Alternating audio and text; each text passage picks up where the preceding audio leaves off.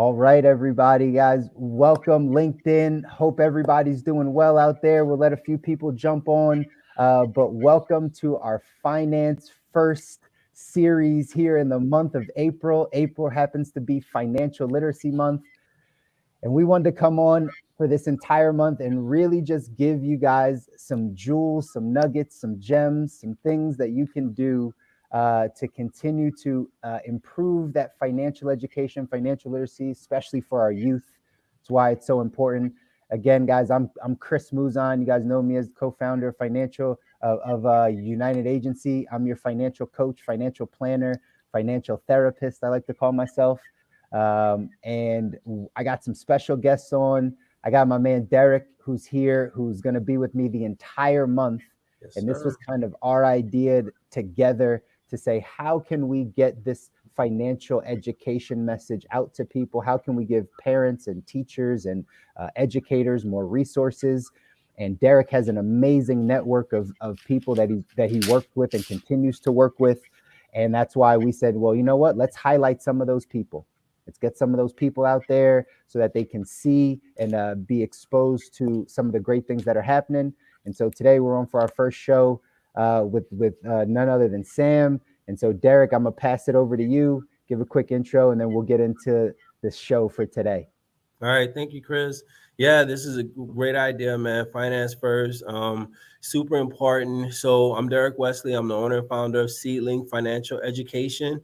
We work with schools, banks, and nonprofits to provide our innovative financial literacy tools. We have a mobile app that we provide. We have a full year-long curriculum for teachers. And I'm an educator myself at first. And so helping teachers and making sure that whenever it comes to financial literacy, I want to make sure that they have every single thing that they need because they already have enough on their plate. So we develop the PowerPoint slides, the weeks at a glance, the whole year scope, so that you can just plug and play and dive straight in with our financial literacy tools with quizzes, articles, games, anything you need. We want to make it fun and exciting for the kids because we know that's super important. Some of them, they don't like school that much, so we want to try to find ways to keep them engaged. And so I put together a nice team. I like to say we're like the Avengers of financial literacy. And so that's why we have Sam Rabbit with us today. So our main focus is working with middle and high school students, but then we get opportunities sometimes where we might work with a school that's K-8. And so I might need a little help there in that department because that's not our bread and butter. And so I'll call on folks like Sam to come in and kind of help support those younger kids. And so Sam, how about you go ahead and introduce yourself real quick? Well, I'm Sam X Renick, creator of Sammy Rabbit, and just have a tremendous passion and enthusiasm for youth financial literacy, especially young kids and families. I want to say thank you, Derrick. Thank you, Chris, for inviting me to Finance First. We Love it. appreciate having you on, Sam. Absolutely, absolutely. All right, so I'll go ahead and throw the first question out to you, Sam. So I want to know. So I brought up this whole thing about being the Avengers of financial literacy. So what's your origin story? What What's my inspired you? origin story? Yeah. Oh boy. Okay, I'm gonna try. I'm half Italian. I'm gonna try and give you a short origin story. Okay. Let's go. So just give me a sign. Sometimes I get on these side trips and roads. I'm gonna just try and keep it to the Sammy Rabbit story. This is my first entrepreneurial venture. It came to me roughly when I was like 38 or 40, and so this is really my third career. My third career. I started off in big corporate America, like Fortune 100. And probably from the first day, well, I know it was from the first day I started there, I started pumping money into, they had automated savings and investment plans. I did that for like 12 years. That was my corporate career. Transitioned into financial services, did that for about 8 years. For the most part, didn't really enjoy it, but there were certain elements that I did enjoy.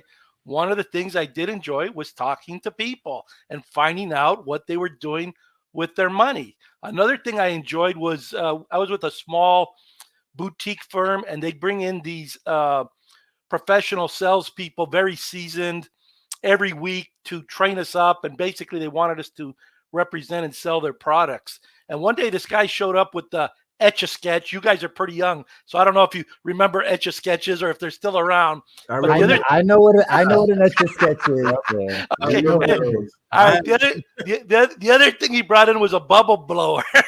So I love stuff like that. In fact, it's kind of funny. I think I forget if it was Derrick or Chris was mentioning,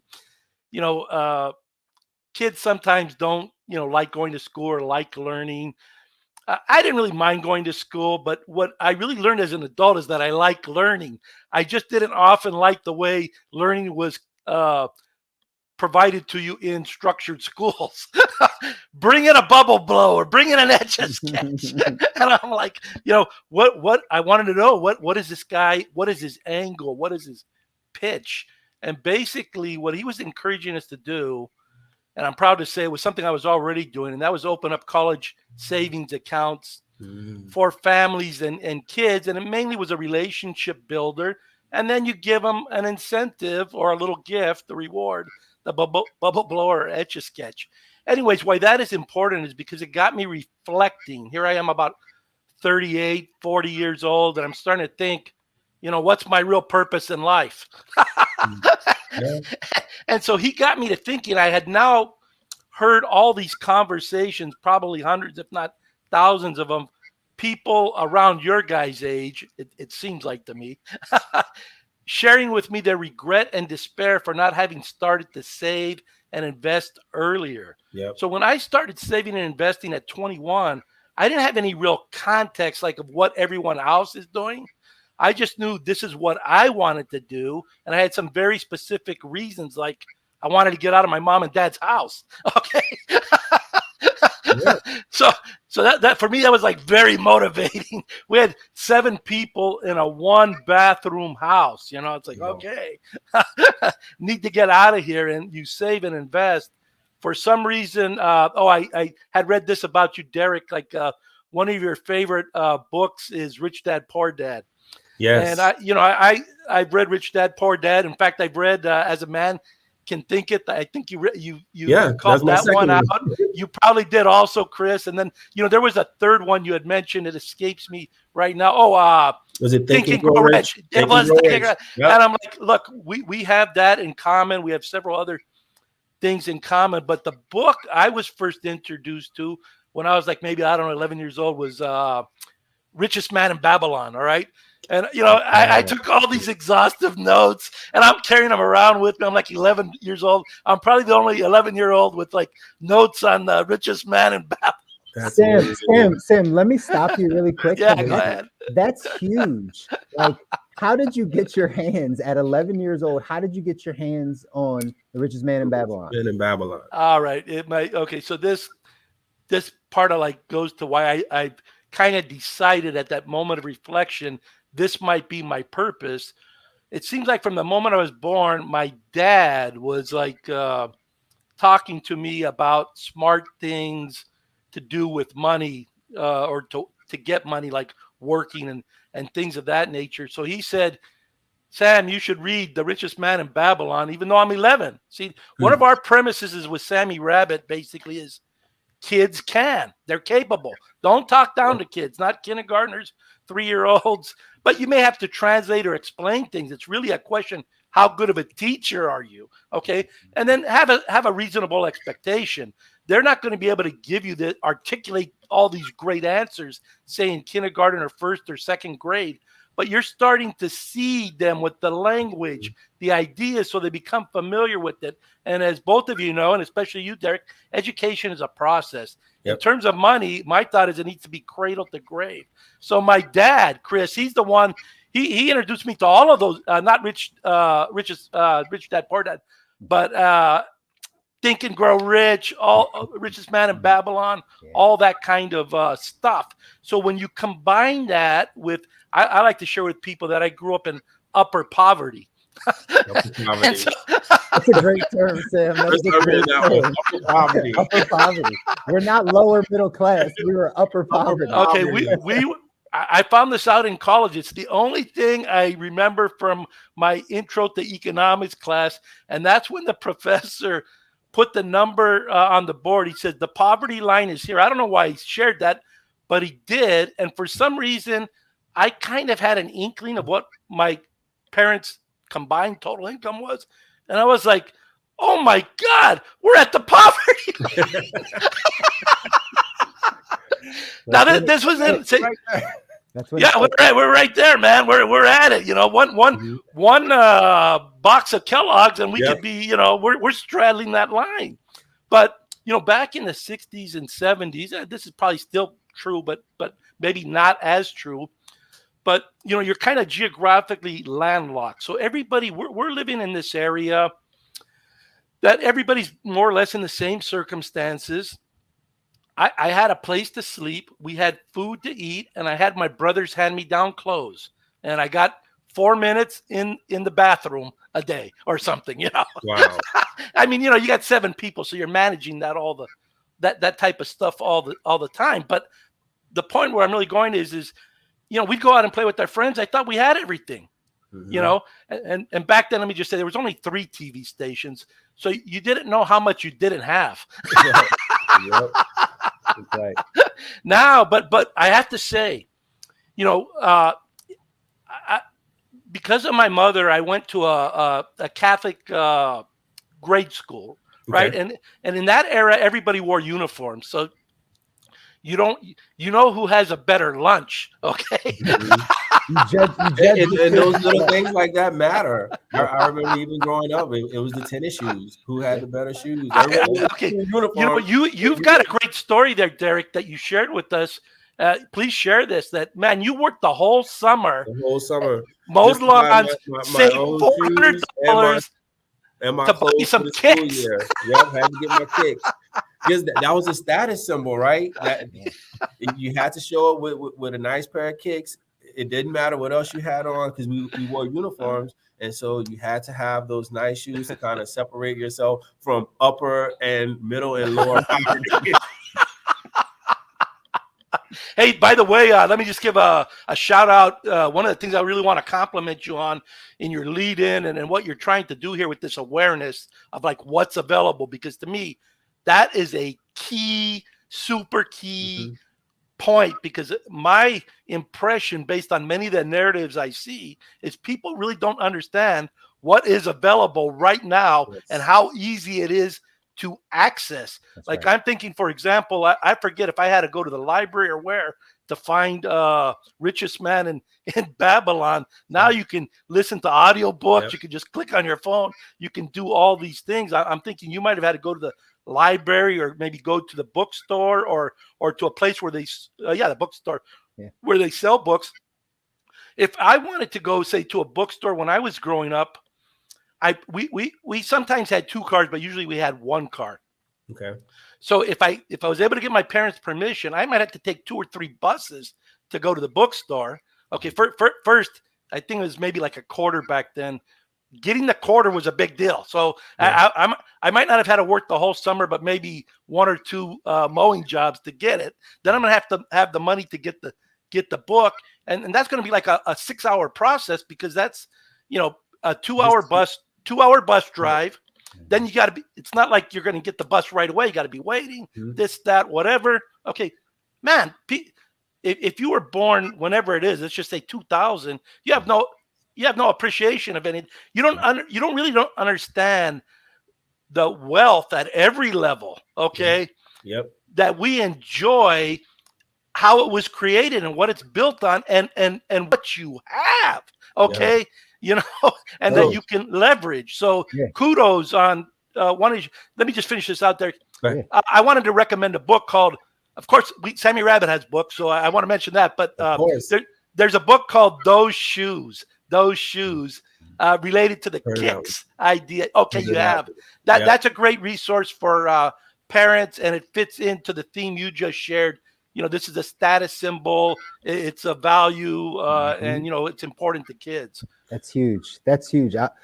Go ahead, Derrick. I'm sorry. So that was actually a great lead into my next question, because I want to know, Sam, what advice would you give to parents raising kids today? Because it's different than, you know, when you were growing up. It's different from when Chris and I were growing up. So what advice would you give to parents that are trying to raise financially healthy kids in today's world?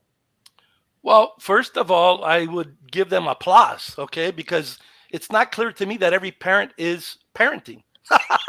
so, Yeah. so if you're like what I hear kids saying now, or now when I'm saying kids, I like 20 to 35-year-olds. They're kids in your eyes. So Okay. Just miss that. Unfortunately, I'm at the point in life everybody's now like a kid. But just miss that. These people who are parenting, they're putting the work in. They're putting the work in. Okay. And so let me just say, as from what I can determine, having been here 63 years, probably the most important job there is in life is parenting. Okay. And so, so you could, it's a process, just like education. It's a process. So you start, you determine, I think in reading both of your stories, at some point you determined you want to take charge of your financial independence, your financial freedom, your financial security, your financial wellness, whatever it is. I want to take charge of getting my kicks. And so the way you want to start planting those kind of seeds and nurture them and be consistent about it. So take charge of the conversation. Here's something very few people talk about. I know Dave Ramsey mentions it, but it's something that we've mentioned as well, is that kids are going to learn about money. All right. And it's not only they're going to, they are. And that seems to happen from birth. The big question is, are you going to take charge of that learning and conversation? So if they're not learning from you, and let me just say, they, and I should say learning from you consciously, because parents, they're going to be learning from you unconsciously. When you think about learning, and more of the research and studies are reflecting this. Okay. So if you look at it just like as biological creatures, you start off as a baby, you pop out, and you have eyes and ears, and all you're doing is watching stuff and hearing stuff. And you're almost like a little computer. You're starting to code. It may not be thinking, but what it is it's feelings, associations, attitudes. These things are all happening. And if you go throughout the day, you may not say the word money, or you may say it, but you're like, oh my goodness, do we have money for gas? Are we going to pay the electric bill? And then you're making these facial reactions, whatever they are, and kids are coding and learning and taking all this stuff. And then around age 3 or 4, they don't say, mommy, daddy, give me a savings account for college or for a home. They say, give me those fiery hot Cheetos. Give me. It's all about, it's all about consumption and spending. And so apparently, whether it's parents, family members, advertisers, whoever it is, whatever they put in there between, maybe even in the womb, because apparently kids hear sounds and feel things in the womb, through age, whatever it is, 3 or 4, they come out with the gimmies, the Iwanas, or whatever it is, which tells me something there is happening. I want to be a part of that conversation. All right. Absolutely. To me, if you're like a sports player, this is where the game is being decided. That's where I want to be. I want to be where the game is being decided. Now, that's not to say we need financial education and all learning at every level. It's a layering. That's how you master things.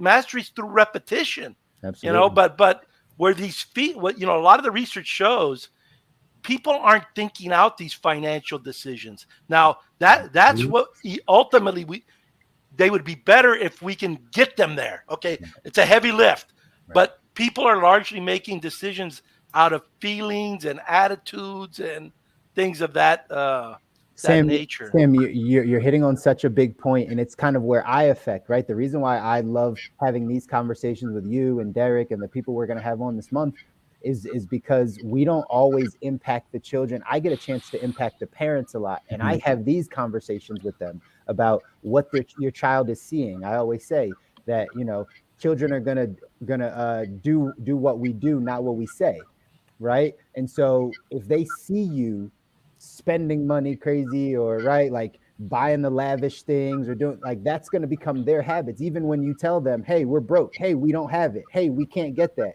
Even if you say that, they aren't picking that up. They're watching what you're doing. Yep. And so as your spending habits go, that's what your children are going to have. Right. And so coming into affect the parents is huge in this place. And I'm gonna let you respond, but I want to transition you and say, like, how did you get to Sammy Rabbit? Because that's something that, again, parents need to understand. These are resources that are out there that even if we're working on the parents' habits, these are things that can be putting the right mindset and the right habits in the children. So how did you get to Sammy Rabbit? What does it that really do for children? Dive in on that. Great question. All right. If I remember, I want to come back to what you just said because I have at least two thoughts on that. Yeah. All right. All right. Start there, and then go to Sammy Rabbit right after. Okay, let me see if I can do that. Okay. So I mostly agree with what you just said, Chris. Now, to me, what you just shared is what I would call the ideal standard. All right. Mm-hmm. This would be like almost perfection if you could walk the talk, let's say. Mm-hmm. The reality in the game is most of us are a mixed bag. So let me say, even if you're not walking the talk and your words don't match your actions, give your kids the right game plan anyways, okay? And I'll use myself as an example. My parents smoked, but Sam, we don't want you smoking. Yeah. And now I will say, it wasn't perfect. There was 4 of us. My sister, one of my brothers, and myself didn't end up smoking. My other brother did. But what I loved about my parents is they man and womaned up, okay? So even though they knew their behavior wasn't ideal, they didn't allow that to deter them from guiding us in the right direction. Okay. And so what I would encourage parents is don't allow your own behavior to prevent you from guiding your kids in the right direction. And if you make a mistake, what you think is a mistake, not what someone else thinks is a mistake, but what you think, then just like when you fall off your bike, try and get back on it. All right. So that's it. This is like, okay, this is how I'm half Italian. This is how we make the sausage. Okay. it looks good out there in the store, but behind the scenes, there's all this tension, this stress, these pluses, these minuses, or maybe it's the football game in the trenches. This is what's, this is real life, what's happening. All right. So I agree. Yeah. And this will lead into that. I agree 1,000%, Sam. Oh, okay. And that's why, and that, right. And that's why them having the proper resources to know how to point their children in the right direction. If they're not doing it themselves, they at least got to know, well, I have these resources. I'll get you the right info. Yeah. Yes. Okay. And so, so Sammy the Rabbit, this now goes back to the first thing. So when I'm thinking about all this, I'm thinking, wow, this might be my purpose and mission in life because, I figured out I got this great advice. Not only did I get it, I actually acted on it. Okay. A lot of people don't do that. Oh, okay. So, little side trip. One of what I think is the big, I don't know, lie might be too strong of a word, but, it's like everybody says, oh, I wish somebody would have told me this earlier. Let me just say, I think probably most people were told, like, let's just say this, you should save money. And I relate it to health. Like everybody knows exercising, walking is good for you, but who's out there doing it? All right. Okay. People that need to do it aren't doing it. So you do need to have the information, but then you need to execute on it. And then you need to try and increase your execution because maybe it starts off perfect, but maybe it isn't. And you just keep elevating it. So I'm thinking, what can I do? And not only what can I do, this is the question I ask myself. I like to ask everybody, if I could only teach an adult or a child one thing about money, what would it be? All right. And so since I read The Richest Man in Babylon, I thought for myself, what worked for me the best in terms of putting me on the right path was this idea of paying yourself first. And so I translated that into a message. Saving is a great habit. We're the habit people. From day one, we've been the habit people. It's in our songs, in our books. Get in the habit like Sammy Rabbit, saving money all the time. Chris, you can do it. So can you. Right, so can you, Derrick. Now get to it. Yes, the right mindset and all that. So I'm thinking, if I'm going to deliver this message for kids, what's a good vehicle for it? And I'm kind of what I'll call I studied, like I guess Tom Brady studied under Bill Belichick. I studied under Mary Poppins. All right. Okay. and Mary Poppins was like, put a little sugar with your medicine. So it's this idea people now talk about edutainment. Can it be? But see, let me just say, it can't be just entertaining. It's got to be educational, but can it be more engaging? And to me, my view on this whole financial literacy, financial wellness, whatever you want to call it, to me, my view of it is, it isn't a math problem. It is a communication problem. And so we all speak different languages. And it turns out, maybe 10% of the world speaks the math language. The other 90% of us, I speak pizza. All right. So, share with me how I can go from small to large with pepperoni and sausage. I'm like, it all makes all the sense, man. Derrick, I get it, man. We get it. Yes. Why need you save for this pizza? I will save. Yeah, I'll save, and plus I get an 8% return or 20 or 33% because it's much bigger.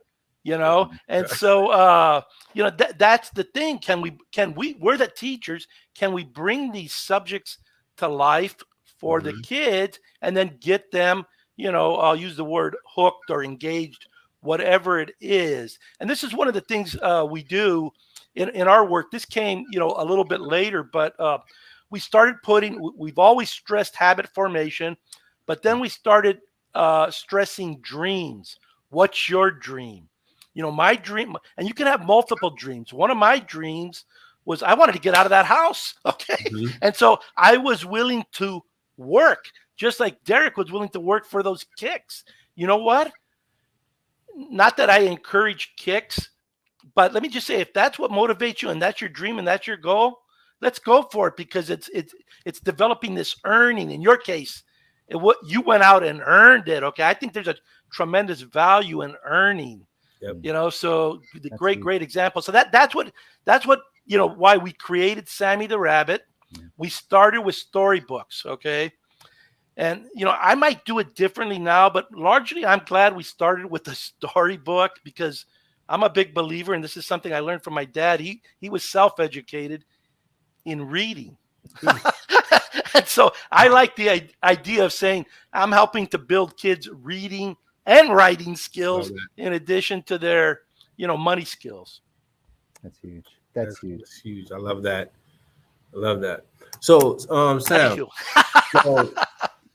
yes. Where can our audience learn more about the different things you have going on? Do you have anything special going on just specifically for Financial Literacy Month? So just make sure everyone knows where to find Sammy Rabbit at. All right. Well, believe it or not, our website is SammyRabbit.com. SammyRabbit.com. On LinkedIn, I'm under the name you see on the screen, Sam X Renick. And both of you know, and especially you, Derrick, I'm tremendously enthusiastic and passionate about this, and I'm happy to talk to anybody who has a real interest in kids and money. This goes back to the second point I want to make about what you shared earlier, Chris. When you're talking about teaching kids, you almost are simultaneously talking about working with parents. Okay. Yeah. It's not like, for example, most of the time I spend now is talking to parents or teachers or bankers. It's to adults to try and get access either to the kids or get them to start teaching the kids. Right. So they go together. So kudos to you. You got to get you want to get the parents on board. And see, this was another thing in our house, and I'm sure it's true in your houses, is what my mom and dad tried to instill with us was like this family teamwork idea. Now I will say my dad, and I think my mom to a certain extent, she didn't articulate it much, but see, he had this plan or vision, like, if we're going to get, say, from one house to two houses, And by the way, these were my grandparents' houses. but if we were going to get from say 1 to 2, we were going to have our best chance if we tried to work together as a family. Yeah. So I remember buying my first car, and I wasn't like 20 because I have to tell you, my dad was a great salesman. so when he talked about a car, he goes, "Oh yeah, I know you want a car, Sam. But with the car comes like gas and insurance, and cars break down. So you're going to have to really work a lot of jobs." And he kind of brought to me one of the rich dad, poor dad questions was like, while you're working, your car's going to be sitting out there in the parking lot. Is your car working for you, or are you working for your car? But so anyway, when all of us eventually got our cars, basically what we did is we tried to minimize the debt, and we did that by each of us like, okay, I'll put 1,000 towards Chris's car, and then we paid each other back on some kind of a schedule. So it was always like, this is how you can go from upper poverty to lower, I guess lower middle class, or whatever the next step is. We didn't make any big jumps. We were like 4 yards at a time if you go to football. We're grinding it, man. It's the way it has to happen a lot of times, right? We have to figure that side out, right? We have to go through it. Let me just say, that is the most sustainable path, all right? Mm-hmm. So we see these stories in all varieties. Very rarely does somebody say go all the way to the top and sustain it if they're not already there, because it is in some ways like a video game in terms of every level has its own challenges. All right. And what part of what happens hopefully is when you do get to these bigger levels, if you take Bill Gates or Jeff Bezos or whatever, you start getting bigger visions, and guess what, they're not $10 visions, they're not even $1 million visions. They're like, okay, let's go to Mars. Yeah, that's going to take $50 billion or $5 trillion. And these people are very, in my view, they largely get a bad rap. Some of them probably get the rap that they deserve, but you don't accidentally become a billionaire. That's right. Good point. Very good point. That's right. You don't trip and fall into $1 billion. A lot of things can happen accidentally, but getting $1 billion is usually through some focused effort. Now, there might be some element of luck to it, but what's usually associated with it is a lot of focus and hard work. Yep. That's right. Yeah, that's what gets you there. And that's the message we got to start instilling in this generation. Even the younger generation, right? Of this microwave, like it's not going to come overnight, but if we can put the right ingredients in and you can start to execute on it, like you said, Sam, and just continue to work, you will get to that life that you're looking for, that financial level, whatever it is. You'll be able to get there through the work. So you have a much better chance. Okay. And that's really, in my mind, that's really what it is, trying to, put yourself in a better position. So you have a better chance. I mean, look, things can happen out of nowhere, and that's something that's happening, it seems, all the time now. It's like, in my mind, when I started right at 9/11, so, okay, I didn't know 9/11 was coming. Right. Then we're just starting to get a little traction, and the banking crisis hits. Yeah. All right? Then we have COVID. Now we have the breakout of the war in Ukraine. So let me just say, that's one of the differences, say, between growing up in the 50s and 60s. There were things happening, but not at the pace that is happening now. And I really don't see that. Yeah, I don't see it changing, because technology now, we're in the most amazing period of human history in terms of, these cell phones and computers, and there's going to be driverless cars. And, this is another thing. I mean, see, this is something I don't think most Americans have a strong appreciation for, is we're we're already there, but not at full force, what I'm going to call the global workforce. Okay. And so if you're looking, say, like at kids, I grew up in many ways, I grew up in the era of, what is it? Sticks and stones can break your bones, but names can't hurt you. All right. Right. So you had to toughen up. All right. And so there's no guarantee. Say, let's just say we're a global economic leader right now, more than less. But in 10 years, that may not be true, because we're all forming relationships with people all over the world. Yep. And what I think is going to happen, just like this conversation, we share certain values. That's why we're here together. Exactly. The technology exists right now that we can do it. So it doesn't really matter that much if you're, it may a little bit, but I don't think it matters. It certainly doesn't matter as much as it used to. Like, whether you're Chinese, whether you're Russian, you're Ukrainian, you're like, oh, you read this book? Why did you read it? What's your story? Oh my goodness. Your story is very similar to my story. How do we create a new story to move to the next level? Is there a way we can, and man, it's gonna happen. It's happening, but you gotta be tuned into this so you can outsource work. It's like sometimes I know there's a lot of kids who are still developing, let's say, a strong work ethic. Yeah. But we don't have to if it isn't making a hot dog, and I like hot dogs also. If it isn't making a hot dog, if it's doing something online like a spreadsheet or whatever, you could have that done anywhere. Right. Yeah. And like me, I'm like, why am I chasing around a 15-year-old to try and help them cultivate a work ethic if they don't want it, when they're, say, somebody, you go on, I don't know what they call it now, but they used to call it overwork or something. It's like a world, it's like Fiverr, the whole world is on there. Upwork. Okay. Upwork. Yeah. I've heard of that one. Hey, they're ready to go to work in 5 minutes. Yeah. It's like, and so you have to ask yourself, even, is this a good use of my time and energy chasing around these kids that think, oh my goodness, I don't have my Starbucks, or whatever. It was like, what? Right. Or can we be getting this information to the kids that want it, that are looking for it, and know that they need it, right? Hey, Chris, now you're really going to get me going, because one of the things and maybe you guys have an answer for this. One of the narratives I see a lot is like, high school kids, they want financial literacy, and I'm like, well, why aren't they getting it? All they got to do is click. All they have to do is click. Again, I really think, to answer that question, Sam, and this is a good way to wrap up. I know we only wanted to give a little bit and introduce, but the point is, maybe they don't know where to click. I've actually said this to a lot of people, that when's the last time we taught someone how to use Instagram? When's the last time we taught them how to use these social platforms that they spend their time on? So they might have heard of a platform or a program that they could use, but it's not what's taking their attention.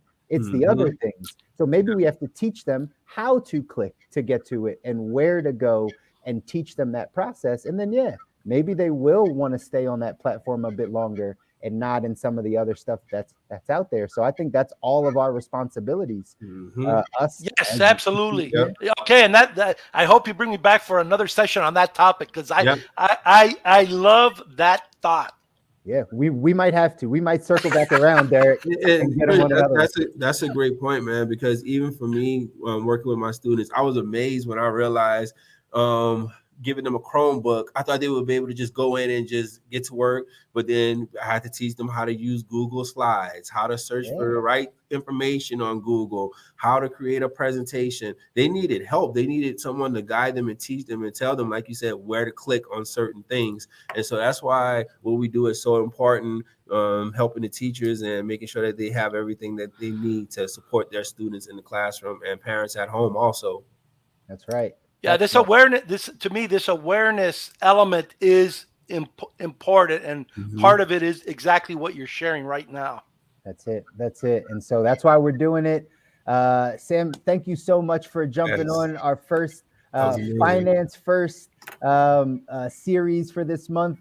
Guys that are listening, everybody that's listening on LinkedIn, Derrick and I are coming to you every Tuesday and every Tuesday and every Thursday. Yep, every Tuesday and every Thursday for the month of April. So you're going to get us 7, 8, 9 times this month. We're going to bring on somebody special, right? We're going to have this conversation, and who knows, if good things are happening, we may keep this thing going, because just like Sam said, the awareness is needed. We want your children to get better financially. We want you to get better financially. We want you to know that there are resources out there that can do it, and you don't have to be searching around for things that aren't working. So that's the goal. That's the mission. Sam, again, we appreciate your time today, man. All right. Well, thanks both of you. I just want to say one final thing, Chris. In Sammy Land, we hop. I love it. Well, we're gonna hop on out of here, Sam. You guys enjoy the rest of your day, LinkedIn. You all take care. Thank you so much. Thank you, Sam.